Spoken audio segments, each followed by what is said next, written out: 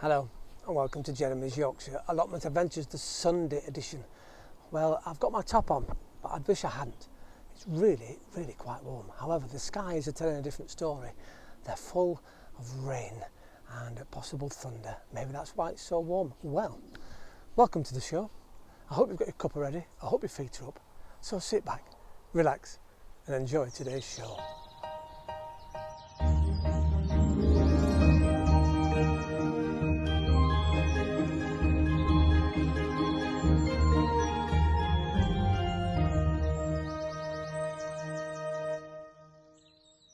Now, this is one of those moments in my filming that I've had to set the camera up, walk around a long way to get back to where I am because the camera exit is blocked. So fingers crossed it's all going well. Otherwise, it will be on another outtake show because you'll have this of my head possibly. Now, I'm sat here amongst what I believed were my pumpkins for the autumn. And I've just looked at one down here and I'll take a photograph. It's a little cucumber. And I wondered why it had been struggling, just left here on its own. Obviously doesn't like the environment. And when I say a little cucumber, I've got a baby cucumber. It's about 2 inches long, probably the length of my thumb actually. It's lovely actually. And well, the flowers, although smaller, and the leaves while younger, do look like pumpkins. It's amazing. They've both got quite spiky stems. And so the mistake can really happen because when there were babies in there, obviously they got mixed up. And well, I'm sat here. I've got lots of flowers actually, and not many pumpkins. However, I have noticed in front of me here directly, I'm lifted up very carefully, I have 1 and 2 pumpkins coming. Aren't they lovely? And well, they're going to carry on growing really beautifully.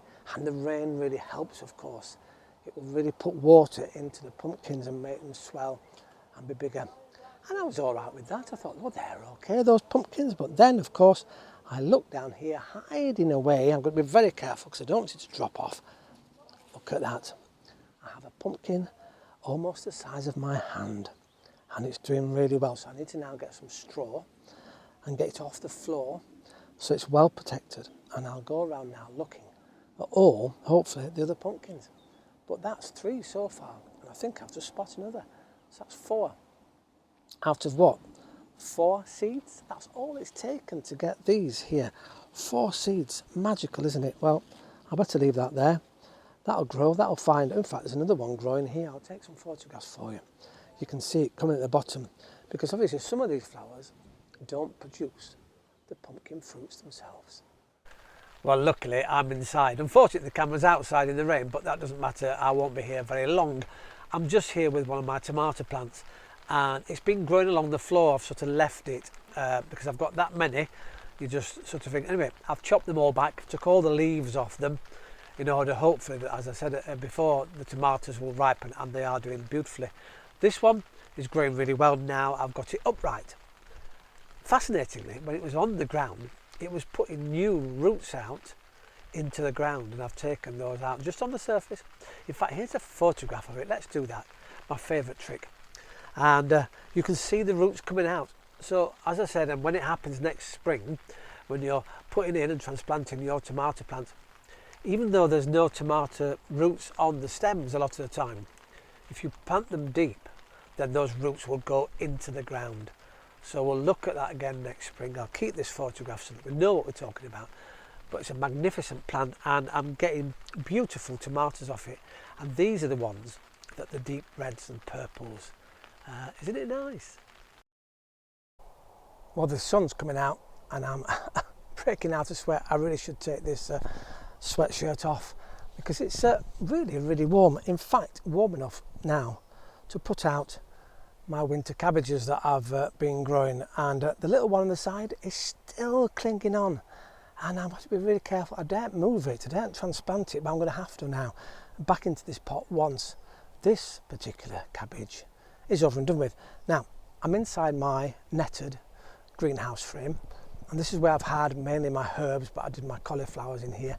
I've got carrots at this side, and as you can see, I'm preparing the bed for them to go into. Now I've put 1, 2, 3, 4 and 5 stakes in the ground because what I want to do is keep this membrane as intact as possibly can, in the hope it'll keep the slugs away and also of course keep the weeds under control. It allows water to go through, so it's a good thing. Why have I put the sticks in? Well, I'm going to take it out, and then wherever the sticks are, I'm going to add some really nutritious compost, specially designed for vegetables, and I'm going to give it lots and lots of feed over the coming months. It needs it in here because obviously the soil's been depleted already through the cauliflowers that were in here. And well, I was quite pleased with my cauliflowers this year. I'm going to have another go next year, which is fantastic. So I'm going to get this out and then I'll bring you back in for the process. Well, here I am, successfully transplanted 1 cabbage so far, and I've got 5 to go. Now measuring, here we go. Where's my measuring stick? Ta-da! About approximately 18 inches apart, and if I'm doing another row here, which I'm not, it will be 18 inches wide. So I can put some ends elsewhere. I'm putting 4 in here. I've got a further 1, so 5, so 18 inches apart. Brilliant stuff. This is my fantastic old stick. I love it. Isn't it fantastic? I just love it. It's textile, isn't it? Brilliant, absolutely brilliant. Anyway, let's carry on with this. Pop that there. Now, this membrane I got for £5. Bargain, second hand. Never opened. Bought it, didn't want to use it. So I've saved a fortune. In fact, the money I've saved has covered the cost of the seeds that I bought for next season. So winner all round. You know we like a good bargain here on Jeremy's Yorkshire Allotment Adventures. So this cabbage is called Offenham, and it's called the flower of spring. Now it's not a massive big cabbage. It's what I call a tender heart cabbage. It's little heart shaped in the middle, and they say that the outer leaves are better tasting actually than the heart shape itself. But I'm sure my rabbit won't mind either way, and I know we won't when it comes to spring and possibly some of the leaves for Christmas Day. That'd be nice, won't it? Winter cabbages. And so it says transplant about 4 inches tall or so, which I'm doing now, and I've watered the base of these plants, and you can tell the membrane is not letting any water through, so I have to keep an eye on that. Playtime in the water. Isn't it fantastic? So 18 inches apart. I've got the membrane on. Might put some lovely stuff on top, mulch, over the next few days.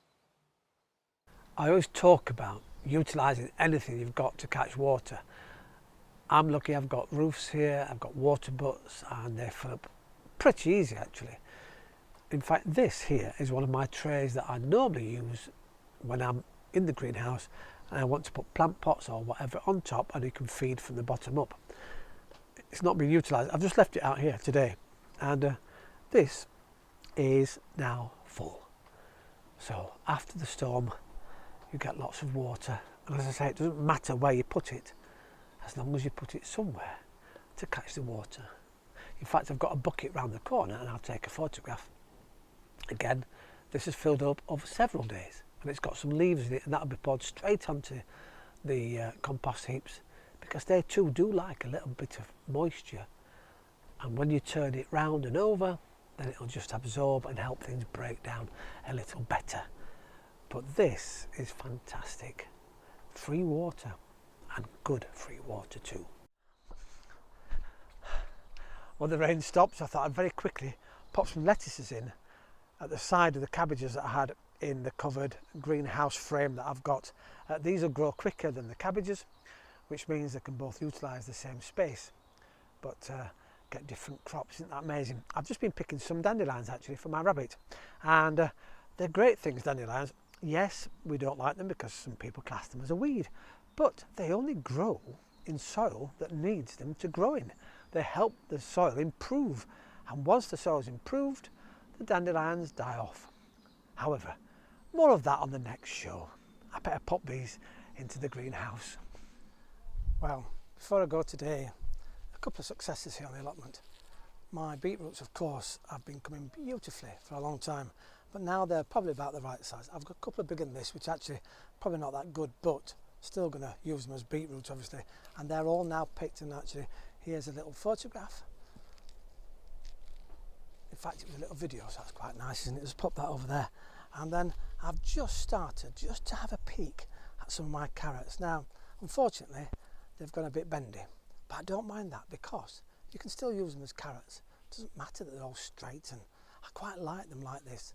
So they'll be blanched and they're put into the freezer so I can enjoy these beautiful tasting carrots on Christmas Day. Now, before I go today, the sun's coming out, which is rather lovely. I'd like to return to the other day. Do you remember when we talked about that caterpillar I saw on the floor? Well, apparently, and thank you very much to one of my viewers, it's called an elephant hawk caterpillar. Well, it becomes an elephant hawk moth. There's two varieties, there's a large and a small. Not quite sure at the moment which this one was. But the important thing is it's called an elephant hawk moth because the caterpillar looks a little bit like the trunk of an elephant.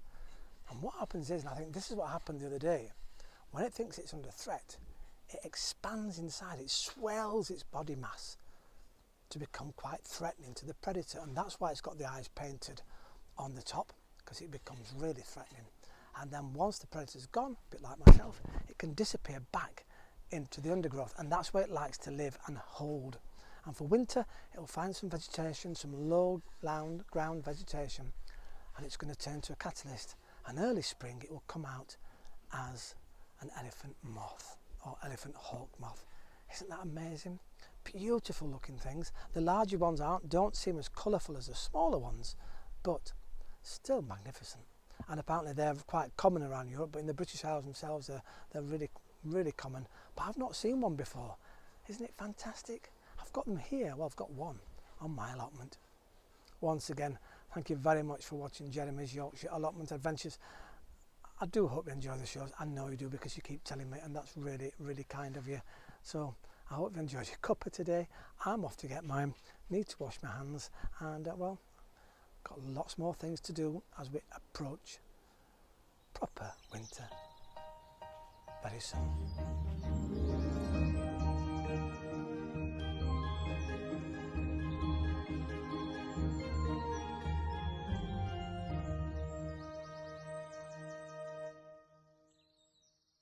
Some dandelions actually to go and feed the guinea pig on the way home. Oh, it's a rabbit.